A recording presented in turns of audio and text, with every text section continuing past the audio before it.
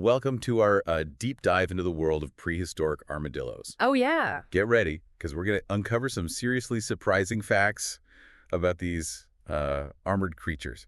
Yeah. Their evolutionary journey is way more fascinating than just rolling into a ball. Absolutely. We often think of armadillos with that defense. Yeah. But their history goes back millions of years, revealing a stunning array of forms and adaptations. So we're not just talking about those cute modern-day armadillos, are we? No, not at all. What kind of sources are we using for this prehistoric exploration? Well, we've got a ton of fossil evidence. Oh, cool. Research articles with the latest findings, Okay. and even comparisons with modern armadillos to help us understand their ancient relative. Sounds like a real adventure. I'm picturing myself on a dig unearthing a giant ancient armadillo. Yeah. Before we get ahead of ourselves, let's start at the beginning. Sure. Where does this incredible story begin? Okay, so our journey starts almost 50 million years ago with Astegotherium, the earliest known ancestor of armored armadillos. And while we only have pieces of its armor, Right. scientists believe it already had those key features of armadillos. Okay, hold on. 50 million years. Yeah.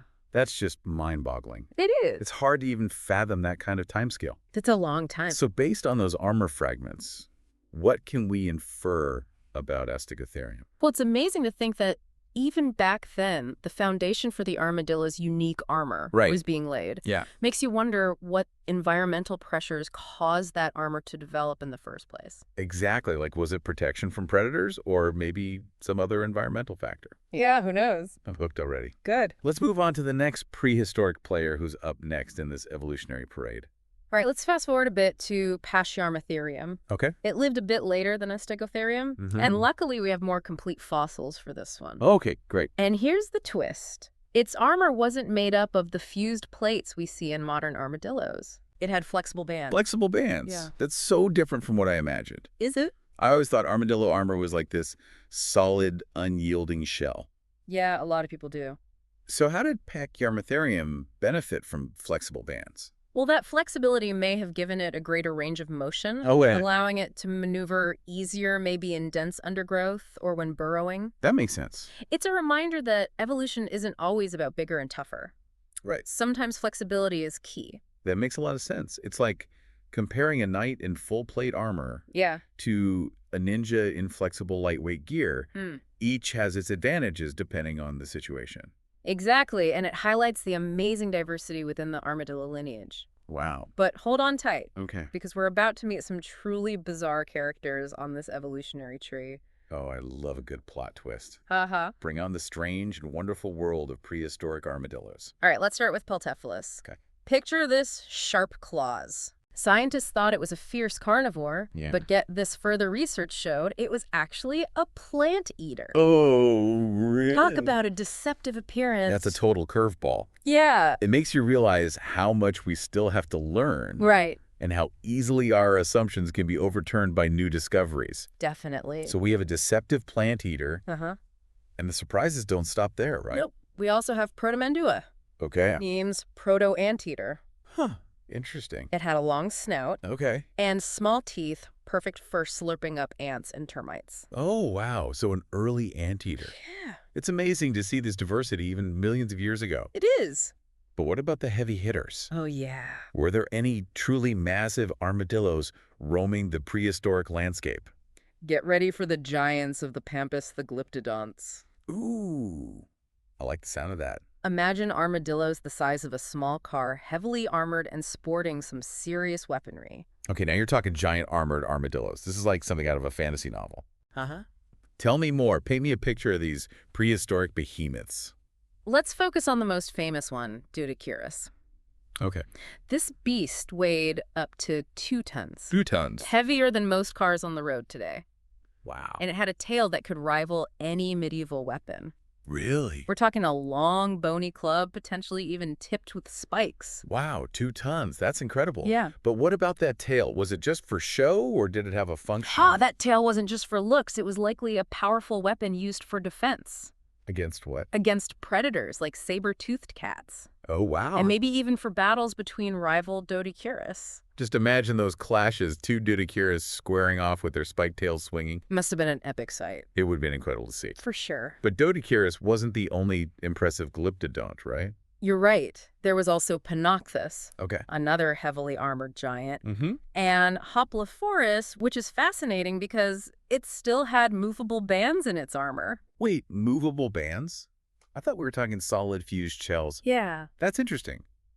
Does that mean the fusion of the armor happened gradually? That's exactly what it suggests. Wow. It's a fantastic example of how evolution works, Yeah. building upon existing structures and gradually refining them over generations. So like a master craftsman perfecting a design over time. Precisely. Okay, so we've got these massive glyptodonts with their incredible armor and tail clubs. Yeah. But what about glyptodont itself? Oh, yeah. Wasn't it the most famous of them all? Well, here's a paradox. Glyptodon might be the most famous, but it wasn't the most representative of its group. Huh, interesting. While most glyptodonts had that tail club, Right. Glyptodon had a segmented tail. So glyptodon was a bit of an outlier. You could say that. It's like the celebrity who doesn't quite fit the mold. Aha, I like that. What about its other features? Anything else unique or remarkable? Well, let's talk about teeth. Okay. Some extinct armadillos had bizarre teeth. Oh. Glyptodon had W-shaped teeth. W-shaped. That's definitely not something you see every day. It's pretty unique. I'm picturing them munching on prehistoric vegetation with those teeth. You're not far off those teeth, and the strong jaw structure suggests they ate tough, fibrous plants. Oh, so they were like prehistoric lawnmowers. Exactly. So we've got armored giants with spiked tails and specialized teeth for those tough plants. Yep. This prehistoric armadillo world is fascinating. And we've only scratched the surface. This is turning into an epic deep dive. I think we've covered a lot for now. Yeah, we have. Let's take a short break and then come back for more prehistoric armadillo adventures. Sounds good. Welcome back to our prehistoric armadillo adventure. Yeah. Before we go any further, let's appreciate how long these creatures have been around. It's easy to get caught up in the details and forget about those time scales. Right, we're talking tens of millions of years of evolution. It's hard to even comprehend. It's a vast period. And during that time, armadillos faced a changing world. Absolutely. Adapting to new challenges. Right. Evolving into so many forms. Exactly. It's mind-boggling to think about all those changes. It is. The environmental shifts, the predators, the changes in climate and vegetation that shaped their evolution. It really puts things into perspective. It does. And those changes are reflected in the fossil record, giving us glimpses into their lives. For example, we talked about those tail clubs. But their teeth also tell a story. You mentioned those W-shaped teeth earlier. I'm still picturing how those worked. Yeah. Were they all about crushing vegetation? Yeah, imagine those massive glyptodonts grazing on the grasslands. Okay. Their powerful jaws, and those teeth were perfect for grinding down tough plants. So it was all about efficiency. Yeah. Processing all that tough plant material. Exactly. Well, it makes you wonder if there were different tooth shapes. Oh, yeah. Depending on their diet. Absolutely. Not all glyptodonts had W-shaped teeth. Oh. Some had teeth for shearing or slicing. Oh, interesting. Suggesting a more varied diet. Like what? Maybe softer plants or even insects. Wow, so much variety even back then. It's incredible, right? Speaks to their adaptability. For sure. Thriving in so many different environments. Exactly. And that adaptability is key to their success. In the past and present. Yeah, both. But let's get back to those tail clubs. Cool. We talked about defense. Yeah. But could they have served other purposes? That's a good question. Some researchers believe they were also used for fighting. Fighting? Yeah, like between each other. Oh, wow. So like glyptodont versus glyptodont? Exactly. Imagine two of them. Okay. Locked in a territorial dispute, their tails clashing. That's like a scene from a movie. It would have been intense. Makes you think their lives were full of drama. Oh, absolutely. Just like the animal world today. Yeah, for sure. And while we can only speculate about those battles, the fossil record gives us clues. Like? Some skulls show healed fractures. Oh, wow. So they really did use those tail clubs. Yeah, it seems like it highlights their resilience. For sure. Surviving those injuries. Exactly, and that resilience helped them flourish. For millions of years. Yeah, a long time. But even the most successful eventually face challenges. That's right. You're talking about extinction. Yeah. What happened to these amazing creatures? Around 10,000 years ago, they disappeared. Along with other megafauna. Exactly. Yeah. Why? What happened? The exact causes are still debated, Okay. but scientists think it was a combination of factors. So not just one thing. Right. Climate change played a role. Okay. And the arrival of humans in the Americas. Humans, what did we do? Some think hunting pressure may have tipped the scales. Especially for large, slow animals. Like the glyptodonts. It's a reminder that even the dominant can be vulnerable. That's right. When facing multiple threats. It's a delicate balance. It is. But their legacy lives on. Oh, yeah. In the fossils. Oh, right. And their modern relatives, the armadillos. A living link to the past. Exactly. It makes me wonder, what lessons can we learn from them? Well, their story shows the importance of adaptability. Adaptability? Yeah, they thrived for so long because they could adjust. Adjust to the changing environments. Exactly. It's a lesson for all species. Even us. Especially with all the environmental changes today. Their extinction is a powerful reminder. It is. Of the importance of conservation. We need to protect what we have. It's a powerful message. It is. I'm feeling a deeper appreciation for life on this planet. That's what makes paleontology so fascinating. It does. It's about more than just bones. Yeah. It's about connecting with the past. Understanding our place. Exactly. And learning from it. To shape a better future.